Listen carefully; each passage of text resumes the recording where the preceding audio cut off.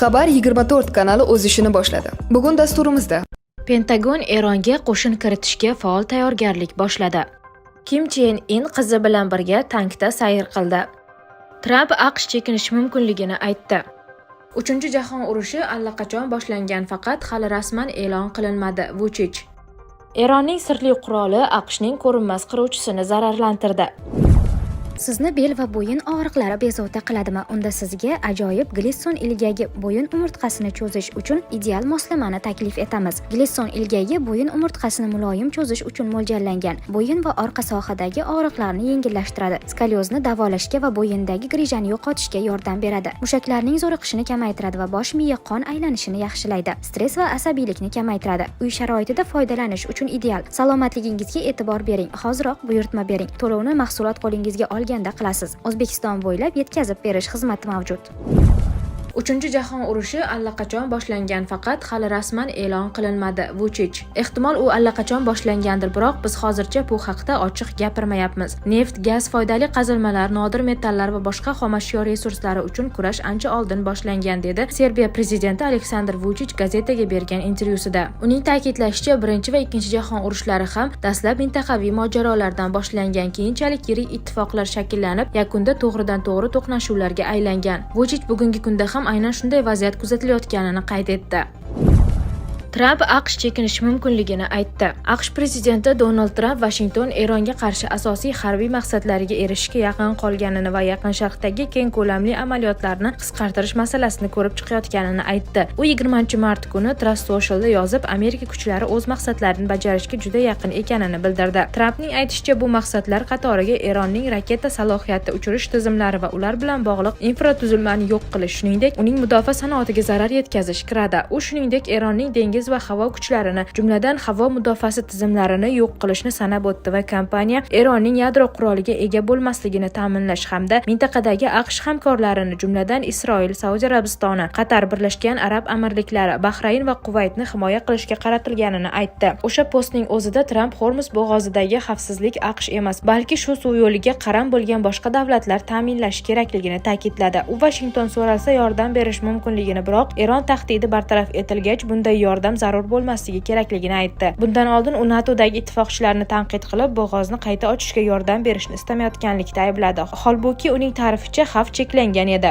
Bu xabardan bir necha soat oldin Tramp jurnalistlarga Eron bilan o't ochishni to'xtatishni istamasligini aytdi. U Tehron harbiy salohiyatining katta qismini yo'qotganini aytdi va AQSh uning so'zlari bilan aytganda raqibini mag'lub etayotgan bir paytda sulh to'g'ri kelmasligini ta'kidladi. Kim Chen In qizi bilan birga tankda sayr qildi. Koreya Xalq Demokratik Respublikasi yetakchisi Kim Chen In qizi Kim Ju-e hamrohligida harbiy mashg'ulotlar vaqtida tankda sayr qildi. Bu haqda Koreya Markaziy telegraf agentligi xabar berdi. Kim Chen In Koreya Xalq armiyasi poytaxti mudofaasi korpusining o'quv bazasiga tashrif buyurib, piyoda va tank bo'linmalarining qo'shma hujum bo'yicha taktik mashg'ulotlarini kuzatgan. E'lon qilingan suratlarda u tank ustida, yonida esa qizi aks etgan. Mashg'ulotlarda maxsus topshiriqli bo'linmalar, zirhli tank qo'shinlari va tank rotasi ishtirok etgan. Kim Chen In yangi tank ko'p yillik ishlanmalar mahsuli ekani va u zamonaviy o't ochishni boshqarish tizimi hamda radioelektron kurash vositalari bilan jihozlanganini ma'lum qilgan. Uning so'zlariga ko'ra, bu texnika armiyaning jangovar qobiliyatini oshiradi va janglarni tungi vaqtda ham samarali olib borish imkonini beradi. Ishonchim komilki, dunyoda ushbu tank kabi kuchli, o'zini himoya qilish funksiyasiga ega zirhli qurol mavjud emas. Shuni ta'kidlash kerakki, tungi janglarda zaif bo'lgan zirhli qo'shinlarimizning jangovar cheklovlari butunlay bartaraf etildi. Bu katta o'zgarishdir, deydi u. Ma'lumot uchun 2022-yildan buyon Kim Ju-e otasiga ishchi safarlarda muntazam hamrohlik qilib kelmoqda. Ommaviy axborot vositalari Janubiy Koreya rasmiylariga tayanib, Kim Chen Inning qizi uning vorisi roliga tayyorlanayotgani haqida xabar berib kelmoqda.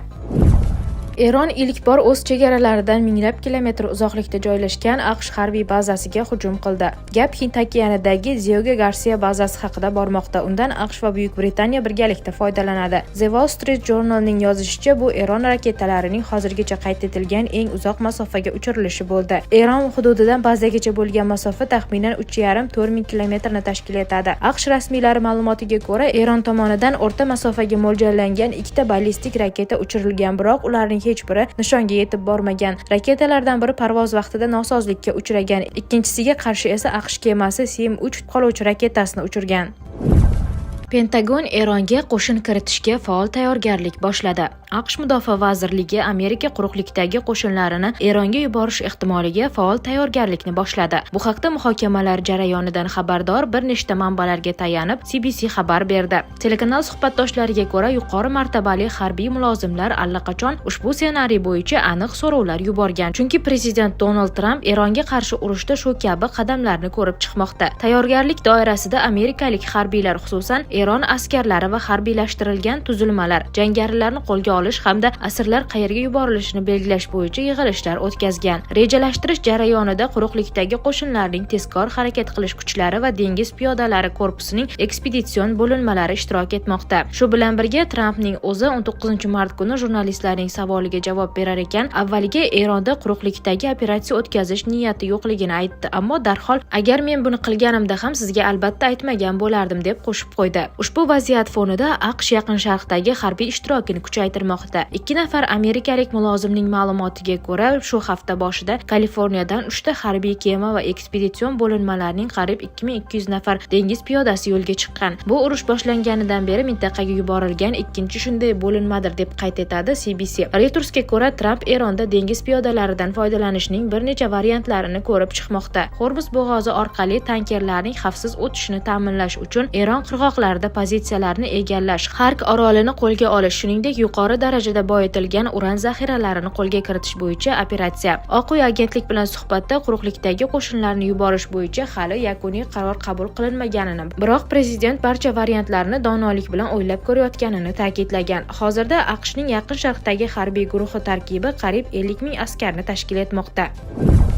AQSh bazalari Erondan katta zarar ko'rdi. BBC tahliliga ko'ra, Yaqin Sharqdagi AQSh harbiy bazalariga Eron tomonidan berilgan zarbalar janglarning dastlabki 14 kuni davomida taxminan $800 million zarar yetkazdi. Yo'qotishlarning aksariyati mojaroning birinchi haftasida Eronning javob hujumlari bilan bog'liq bo'lgan. Hisobotda aytilishicha, eng qimmat talofatlarning ayrimlari Iordaniyadagi AQSh aviabazasida qayd etilgan. Nishonlar orasida Z raketaga qarshi mudofaa tizimi va Antipay 2 radari bo'lgani aytilmoqda. BBC ma'lumotiga ko'ra, faqat radarning o'zi taxminan $485 million ga baholanadi. Bundan tashqari mintaqadagi AQSh bazalaridagi binolar va boshqa infratuzilma, ya'ni $310 million zarar ko'rgan deb hisoblanmoqda. Sun'iy yo'ldosh tasvirlari tahlili shuni ham ko'rsatadiki, Eron kamida 3 ta AQSh aviabazasiga bir necha bor zarba bergan. Quvaytdagi Ali Al Salem, Qatardagi Al Udeyd, Saudiya Arabistonidagi Prince Sulton. BBCga ko'ra, takroriy hujumlar Eron muhim harbiy obyektlarni ataylab nishonga olganini ko'rsatadi. Ayni paytda AQShning harbiy xarajatlari keskin oshdi. ABC News xabariga ko'ra, Pentagon rasmiylari senatorlarga yopiq brifingda Washington urushning dastlabki 6 kunida kamida $11.3 milliard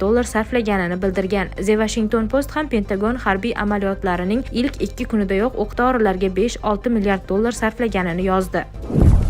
Eronning sirli quroli AQShning ko'rinmas qiruvchisini zararlantirdi. Yaqin Sharq uzra kechayotgan shiddatli harbiy to'qnashuvlar kutilmagan burilish yasamoqda. Dunyoning eng qimmatbaho va ko'rinmas deb ta'riflanuvchi harbiy texnikalari Eron osmonida jiddiy talofatlarga uchramoqda. AQSh harbiy aviatsiyasining sirli qulashi va Eronning g'alati qurollari haqida Amerika qurolli kuchlari Yaqin Sharqdagi 3 haftalik to'qnashuvlar davomida o'z aviatsiyasining eng sara namunalarini yo'qotmoqda. Oxirgi ma'lumotlarga ko'ra, 5-avlodga mansub F-35 qiruvchi samolyoti va o'ta maxfiy RQ-180 droni Eron havo hujumida mudofaa tizimlari nishoniga aylangan. AQSh markaziy qo'mondonligi ilk bor F-35 qiruvchisining Eron osmonida jangovar shikastlanganini tan oldi. Garchi bort aerodromga yetib kelgan bo'lsa-da, ekspertlarning fikricha, bunday shikastlanishdan so'ng samolyot qayta tiklanmaydi va chiqindixonaga yuboriladi. Harbiy tarixchi Yuriy Knutovning taxminiga ko'ra, bunga Eronning g'alati quroli, G'arbda Sa-67 nomi bilan mashhur bo'lgan gibrid majmua sabab bo'lgan. Bu tizim tankga qarshi va zenit raketalarining o'ziga xos qorishmasi bo'lib, radarlarni chetlab o'tish uchun optik elektron yo'naltirish tizimidan foydalanadi. Raketa havoda muallaq turib, yerdan buyruq kutadi va nishonni kutilmaganda urib tushiradi.